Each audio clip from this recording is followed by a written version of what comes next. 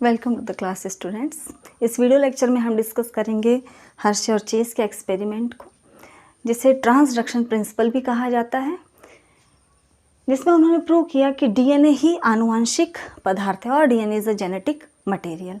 Students, हम बात कर रहे हैं ईयर 1920 से ईयर 1950 के बीच की, जब साइंटिस्ट कम्युनिटी में बहुत डिबेट्स थे कि आखिर जेनेटिक मटेरियल प्रोटीन है या डीएनए है।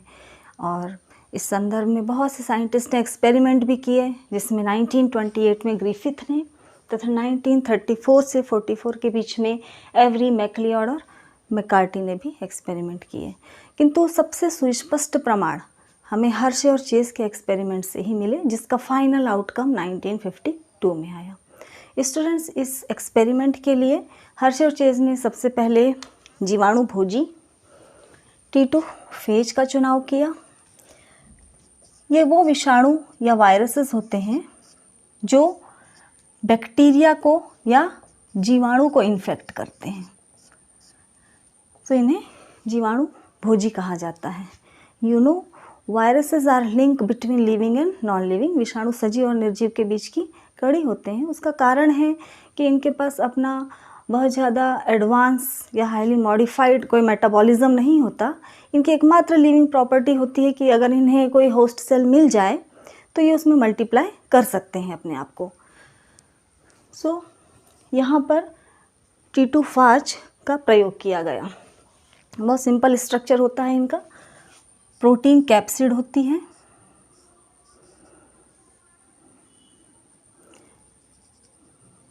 और 6 टेल फाइबर्स होते हैं, और प्रोटीन कैप्सिड के अंदर जेनेटिक मटेरियल होता है। यहाँ पर जो जीवाणु लिए गए उनका नाम है E coli. E coli, Escherichia coli बहुत ही वेल नोन बैक्टीरियाज हैं और लैब में कल्चर किए जाते हैं साइंटिस्ट के द्वारा। 2 रेडियो आइसोटोप्स इस एक्सपेरिमेंट में हर्शे और चेज ने लिए।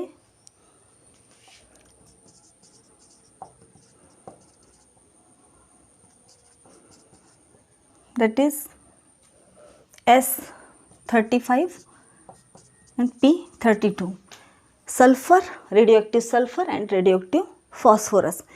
इनको लेने का कारण ये था कि जो सल्फर है वो प्रोटीन में प्रेजेंट होता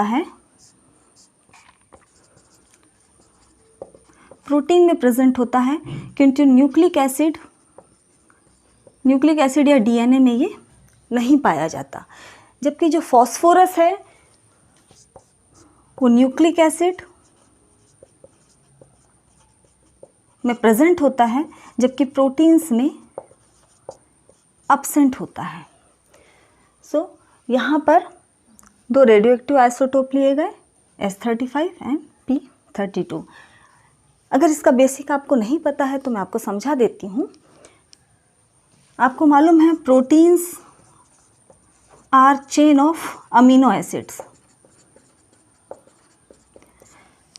और 2 बहुत ही important amino acid methionine and cysteine sulphur containing protein होते हैं। सो इट मीन्स सल्फर किस में पाया जाएगा? प्रोटीन्स में पाया जाएगा। Now you know ATP is energy currency of the cell and इसका फुल फॉर्म है एडिनोसिन ट्राइफॉस्फेट। ये एडिनोसिन मॉलिक्यूल मिलकर बना होता है एडेनिन प्लस राइबोस शुगर से।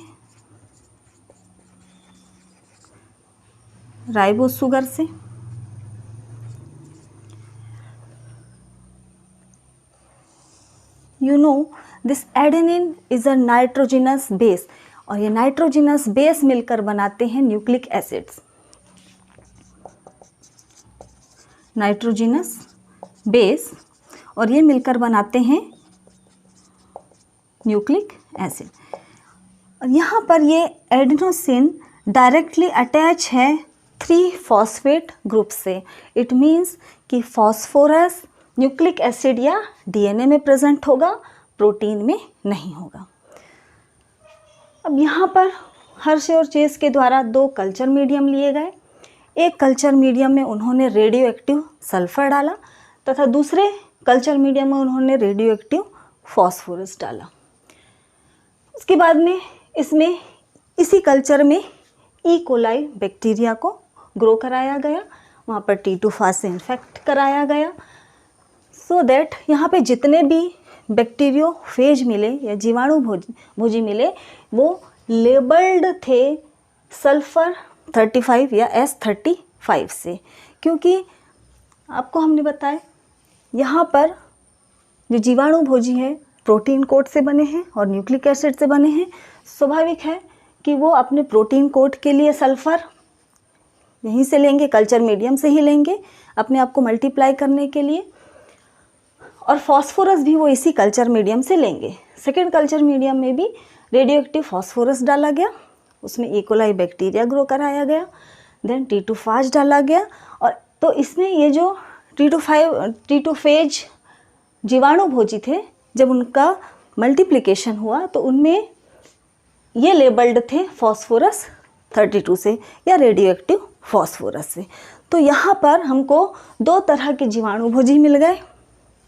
एक थे जीवाणु भोजी labelled with S35, bacteriophage labelled with S35, और सेकेंड कल्चर मीडियम से हमको मिले बैक्टीरियोफेज लेबल्ड विथ P32।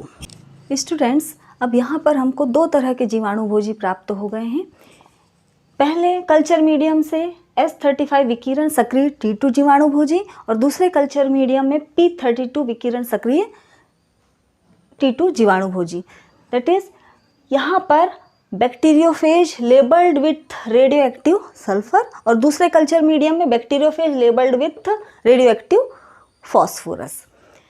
अब यहाँ पर अगेन दो कल्चर मीडियम लिए गए और दोनों में ही फ्रेश या नॉर्मल ई कोलाई बैक्टीरियाज को ग्रो करवाया गया या उनका कल्चर किया गया।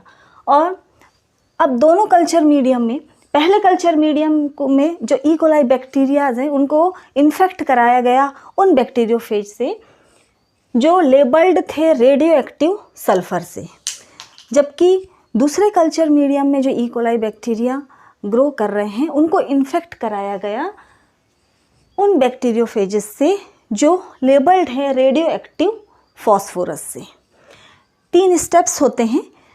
पहला स्टेप है संक्रमण या इन्फेक्शन और अटैचमेंट भी कह सकते हैं, दूसरा अनावरण या ब्लेंडिंग, और तीसरा अपकेंद्रण या सेंट्रीफ्यूगेशन। तो सबसे पहले स्टेप में यहाँ पर इन्फेक्शन या संक्रमण की प्रोसेस होती है, जिसमें जो बैक्टीरियोफेज हैं वो बैक्टीरियल सेल से अटैच हो जाते हैं ताकि जो जेनेटिक मटेरियल है या न्यूक्लिक एसिड है वो बैक्टीरियल सेल के अंदर एंटर कर जाए। उसके बाद में ब्लेंडिंग या अनावरण की प्रोसेस होती है एंड देन अपकेंद्रण या सेंट्रीफ्यूगेशन की प्रोसेस होती है। सो जब संक्रमण हो जाता है उसके बाद में कल्चर मीडियम को एजिटेट कराया जाता है ताकि जो प्रोटीन कोट है वो बैक्टीरियल सेल से अलग हो जाए। तो यहाँ पर अब जो ई कोलाई बैक्टीरियल सेल मिले हैं हमको, उनको रिकवर कर लिया जाता है और उनको कल्चर किया जाता है। उन ई कोलाई बैक्टीरियाज को कल्चर किया जाता है। अब ई कोलाई बैक्टीरिया ये कौन से हैं? जिनमें ऑलरेडी बैक्टीरियोफेज का इन्फेक्शन हो चुका है, मीन्स जो न्यूक्लिक एसिड या जेनेटिक मटेरियल वो ऑलरेडी यहाँ पर ये एंटर हो चुका है या ये संक्रमित हो चुके हैं, ये ई कोलाई बैक्टीरियाज। तो जब इनका कल्चर कराया जाता है तो स्वाभाविक है यहाँ पर जो संक्रमण हुआ है तो उसमें जो फाज पार्टिकल्स हैं वो भी बनेंगे, मीन्स नई संतति जीवाणु भोजी भी बनेंगे। अब यहाँ पर भी नए फाज पार्टिकल्स बनेंगे और इस कल्चर मीडियम में भी नए फाज पार्टिकल्स बनेंगे। अब जब रेडियो एक्टिविटी टेस्ट किया गया तो हमको पता है अगर जेनेटिक मटेरियल वो होगा जो इंफॉर्मेशन को एक जनरेशन से दूसरी जनरेशन में ले जाए या एक सेल से दूसरे सेल में ट्रांसफ़र हो या पेरेंट से ऑफस्प्रिंग में ट्रांसफ़र हो। अगर जेनेटिक मटेरियल प्रोटीन है तो रेडियो एक्टिविटी सल्फ़र के थ्रू आएगी। अगर जेनेटिक मटेरियल डीएनए है तो रेडियो एक्टिविटी फॉस्फोरस के थ्रू आएगी। सो जब रेडियो एक्टिविटी टेस्ट किया गया तो देखा गया कि जो पहले कल्चर मीडियम में जो जीवाणु भोजी प्राप्त हुए हैं उसमें कोई रेडियो एक्टिविटी नहीं मिली। इट मीन्स कि जो प्रोटीन है वो जेनेटिक मटेरियल या आनुवंशिक पदार्थ नहीं है, क्योंकि यहाँ पर जेनेटिक मटेरियल सल्फर 35 लिया गया था और सल्फर किसका कंपोनेंट है? प्रोटीन का। जबकि दूसरे कल्चर मीडियम में जब रेडियो एक्टिविटी टेस्ट किया गया तो पाया गया कि यहाँ पर जो संतति जीवाणु भोजी बने हैं उनमें जो जेनेटिक मटेरियल है वो रेडियो एक्टिव पाया गया, जो कि ट्रांसफ़र हुआ था संतति जीवाणु भोजियों में, दैट इज़ फॉस्फोरस 32 से लेबल्ड पाए गए। सो इट मीन्स कि जो डीएनए है वो जेनेटिक मटेरियल है, क्योंकि जो फॉस्फोरस है वो कंपोनेंट है डीएनए का। तो यहाँ पर ये प्रूव हो जाता है कि डीएनए ही आनुवंशिक पदार्थ है और DNA is a genetic material. Thank you.